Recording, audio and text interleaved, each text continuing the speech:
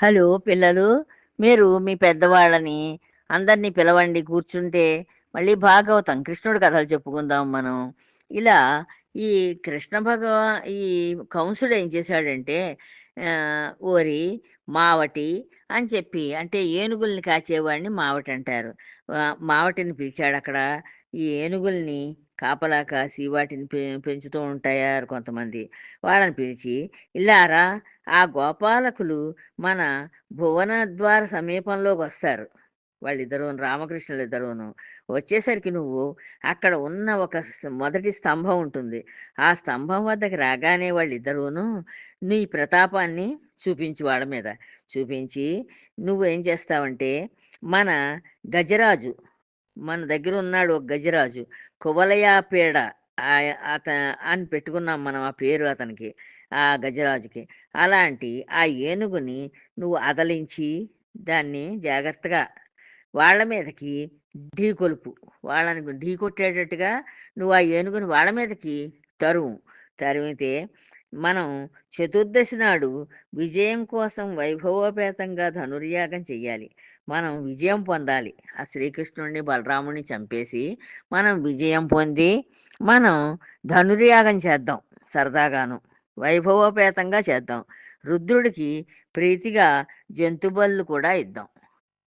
శివుడికి ప్రీతిగా మనం జంతుబలులు కూడా ఇద్దాం అని చెప్పాడు ఆ మావటి వాడితోటి. ఈ విధంగా కంసుడు తన వాళ్ళనందరినీ ఆయా పనులకు పురికొల్పాడు.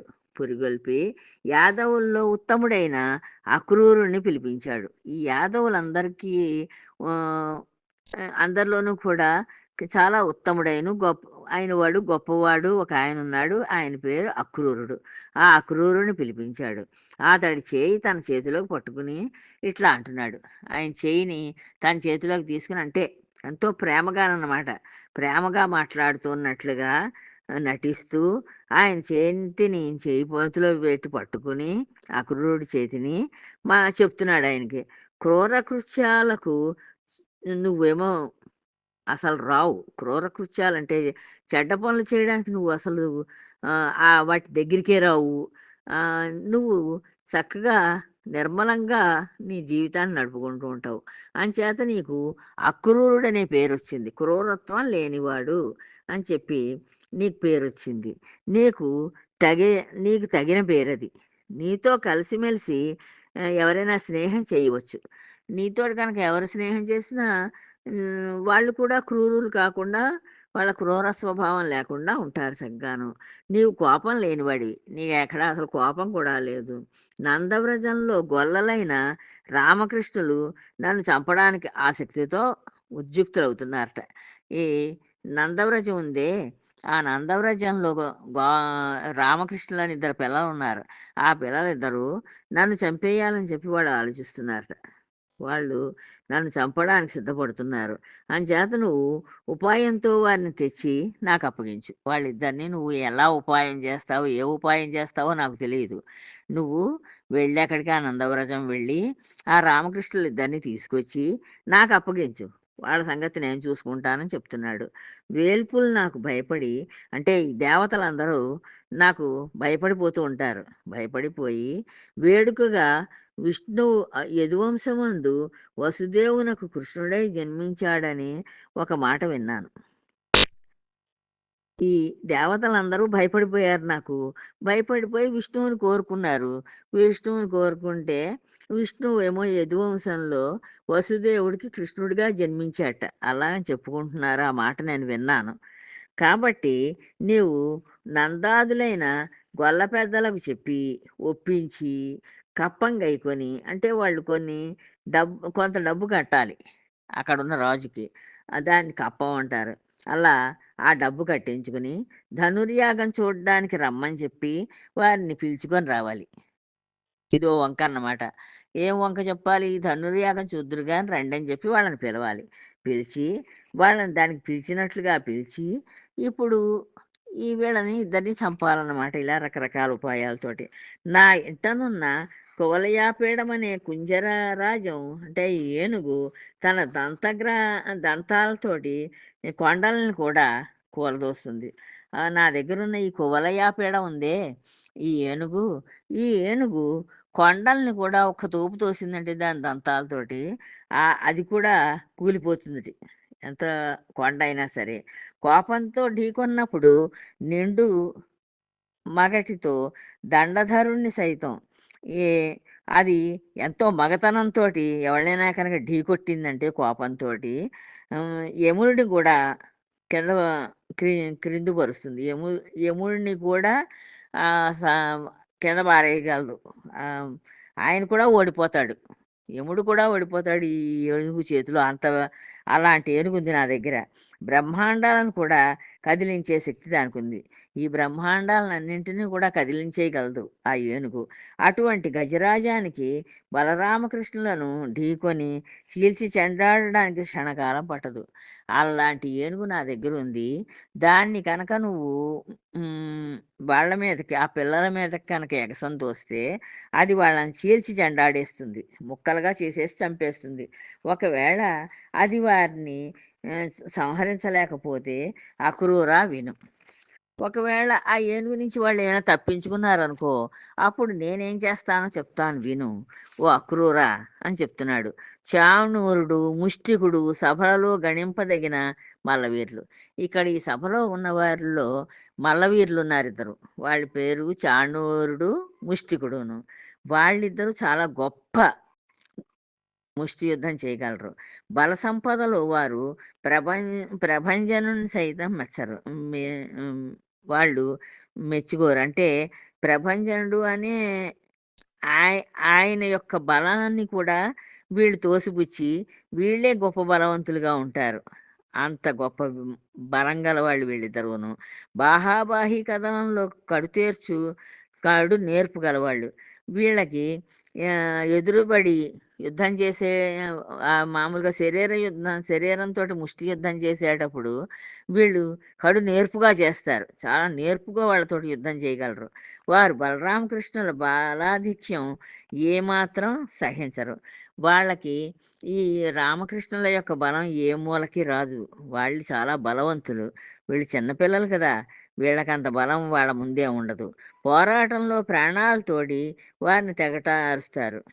ఈ పోరు పెట్టుకునే వాళ్ళు వాళ్ళతోటి బలరామకృష్ణులతోటి ఆహ్, వీళ్ళు నెగ్గుతారు వాళ్ళని చంపేసి. వాళ్ళ ప్రాణాలు తీసేసి. ఇది ముమ్మాటికి యదార్థం. ఇది నేను చెప్తున్నాను విను. ఇంకా అది జరిగి తీరుతుంది. ముమ్మాటికి అది యథార్థమే. నిజమే. అలాగే జరుగుతుంది.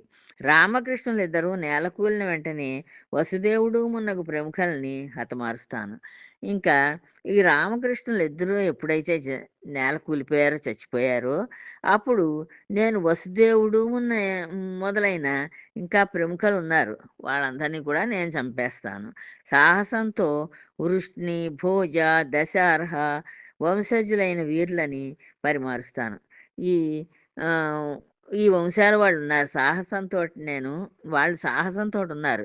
వృష్ణి వంశం వాళ్ళు, భోజ వంశం వాళ్ళు, దశార్హ వంశం వాళ్ళు, ఈ ఈ వంశాలకు చెందిన వీరులున్నారు. వాళ్ళందరినీ కూడా నేను చంపేస్తాను. రాజ్యాభిలాష గలవాడు, ముసలివాడు, దుర్మార్గుడు అయిన మా తండ్రి ఉగ్రసేనుడిని నిర్మూలిస్తాను. ఇంక మా తండ్రున్నాడు. ఆయన్ని కూడా చంపేస్తాను. మా పినతండ్రి అయిన దేవకుడిని కడముట్టిస్తాను. ఇంకా మా పినతండ్రి ఉన్నాడు దేవకుడని. ఆయన్ని కూడా చంపేస్తాను. ఇంకా మిగిలిన శత్రువులను హ్మ్. వాళ్ళని కూడా చంపేస్తాను. ఇంకా నాకు శత్రువులున్నారు. వాళ్ళందరినీ కూడా చంపేస్తాను. జరాసంధుడు, నరకుడు, బాణుడు, శంబరుడు మొదలైన నా చెలికాండ్రతో కూడి ఈ వలయాన్ని పరిపాలిస్తాను. నేను నా స్నేహితులున్నారు వాళ్ళు. జరాసంధుడు, నరకుడు మొదలైన వాళ్ళు.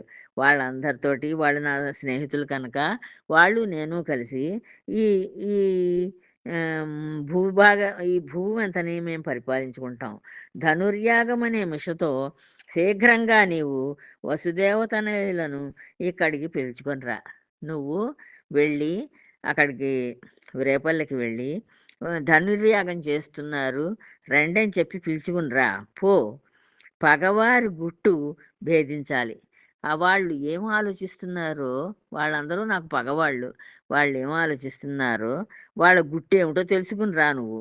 విరోధులను వృద్ధి కానీయరాదు.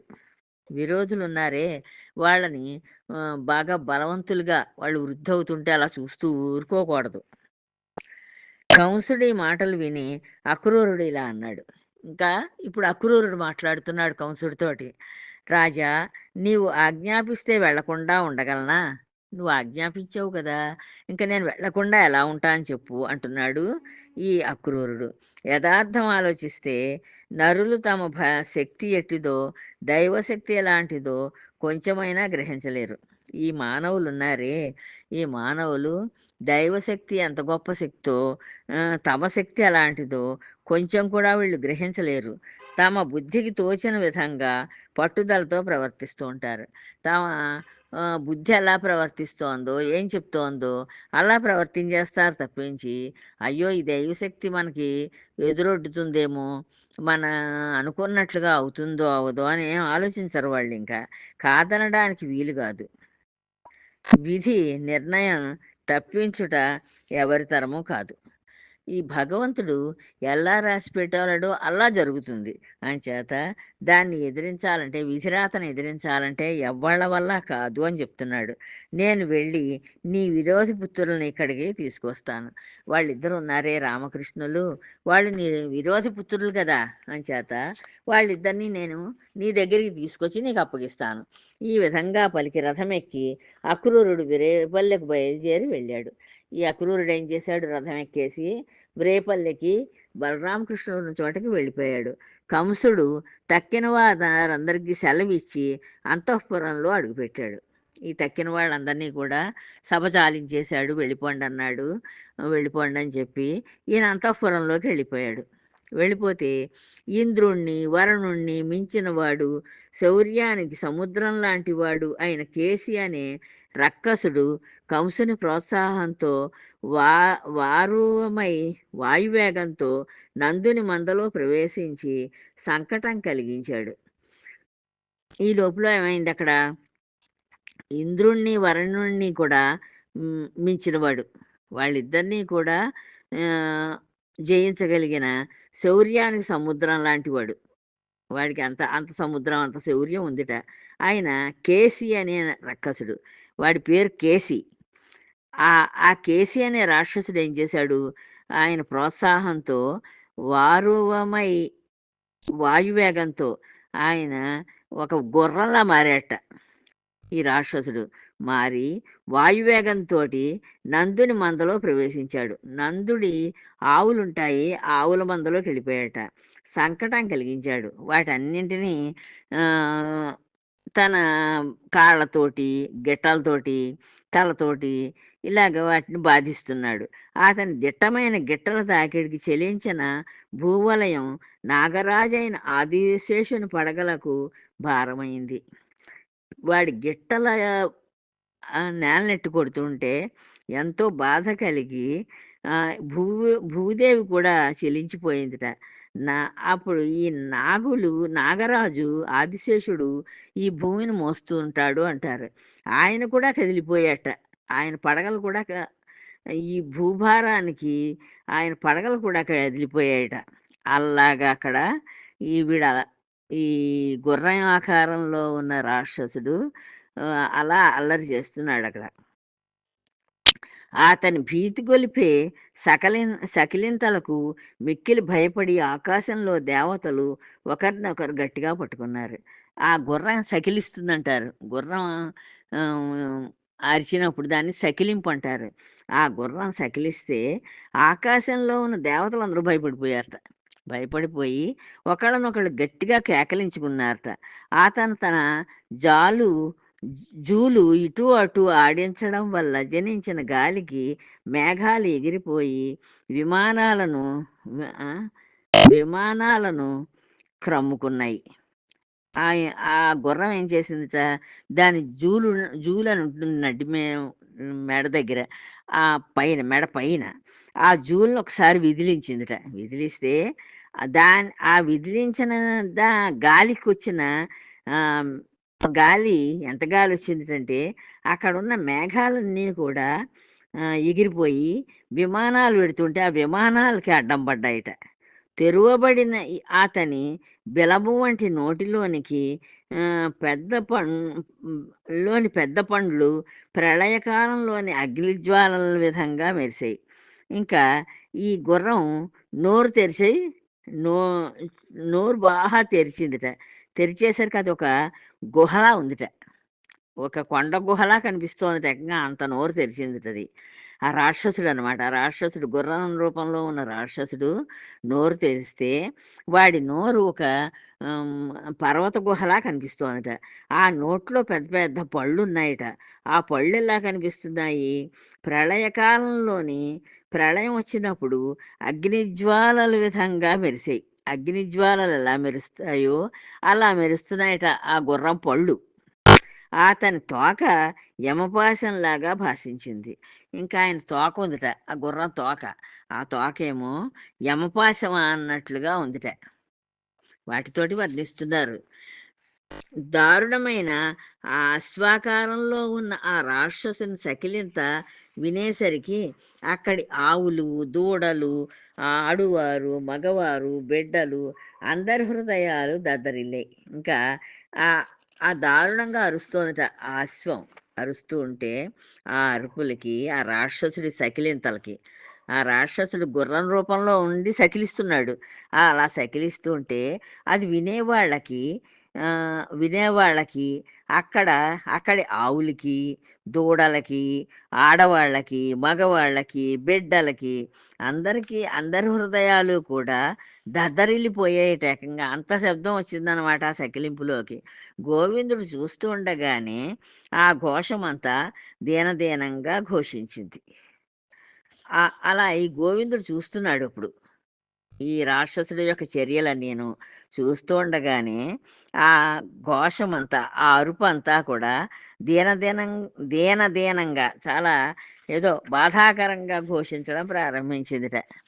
ఆ సమయంలో బలహీనులైన మందలోని గొల్లలను భయపెట్టడం, తరు త తరుమగొట్టడం నా వంటి వీరునికి ధర్మం కాదు అని చెప్పి అనుకున్నాట ఆ రాక్షసుడు. ఆ సమయంలో ఈ బలహీనులు వీళ్ళు.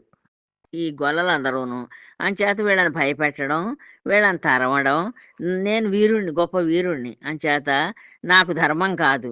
ఈ గొల్లపల్లెలో దానవహంత కృష్ణుడెక్కడ? ఈ గొల్లపల్లి ఉందే, ఇక్కడ నేను రాక్షసుడిని. రాక్షసుడు చంపేటంత వాడెవడున్నాడసలు? ఆ కృష్ణుడు ఎక్కడున్నాడు?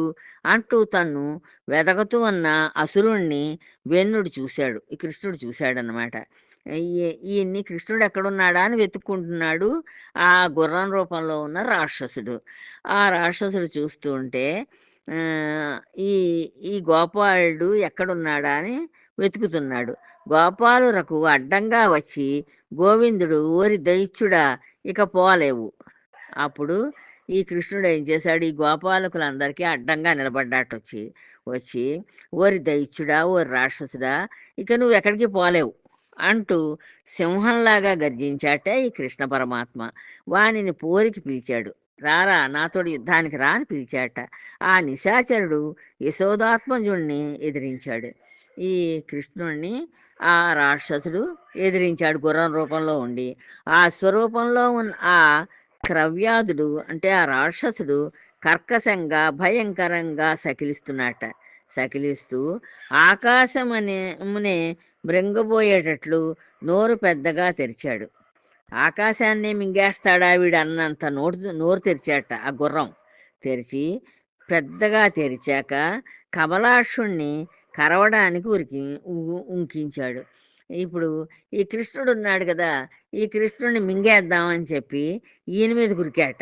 కృష్ణుడు ఆ ఆ పాటు తప్పించుకోగా వాడు నందనుణ్ణి ఎగసి తన్నాడు. ఈ నా ఈ కృష్ణుడు ఏం చేశాడు, వాడి మీద కురుకుతూ ఉంటే పక్కకి తప్పుకున్నాడు. తప్పించుకునేసరికి ఆ రాక్షసుడు ఏం చేశాడు, ఈ కృష్ణుడిని బాగా ఎగిరి తన్నాట కాళ్ళతోటి. కాళ్ళతోటి ఎగిరి తన్నాడు. తిన్నగా ఆ తన్ను తప్పించుకున్నాడు కృష్ణుడు. ఆ తన్నిన తన్నును కూడా తప్పించేసుకున్నాడు కృష్ణుడు. రాక్షసాంతకుడు రణోత్సాహం వహించాడు. ఆ రాక్షసుడికి ఇంకా యుద్ధంలో చెయ్యాలి, ఈ కృష్ణుడిని చంపాలి అనే కోపం బాగా వచ్చింది. కోపంతోటి గోవిందుని కన్నుల జేవురించాయి. ఈ కోపం వచ్చేసి ఈ కృష్ణుడికి కోపం వచ్చింది. కోపం వచ్చి ఈ కళ్ళు ఎర్రగా అయ్యాయి. వెంటనే అశ్వరాక్షసుని పొంగు శమించేటట్లు వాని కాళ్ళు పట్టుకొని గరుత్మంతుడు పాము పిల్లను పారవేసిన విధంగా 400 మూరల దూరంలో పడవేశాడు. ఓ 400 మూరలు వీడి కాళ్ళు ఎట్టేసుకున్నాడు. ఈ రాక్షసుడి కాళ్ళు అట్టుకుని గట్టిగాను గిరగిరా తిప్పి గరుత్మంతుడు పాము పిల్లని ఎలా విసిరేస్తాడో అలా విసిరేశాడు ఏకంగాను ఈ రాక్షసుడిని ఈ బాలకృష్ణుడు. తర్వాత కథ తర్వాత చెప్పుకుందాం అమ్మా. ఉంటాను.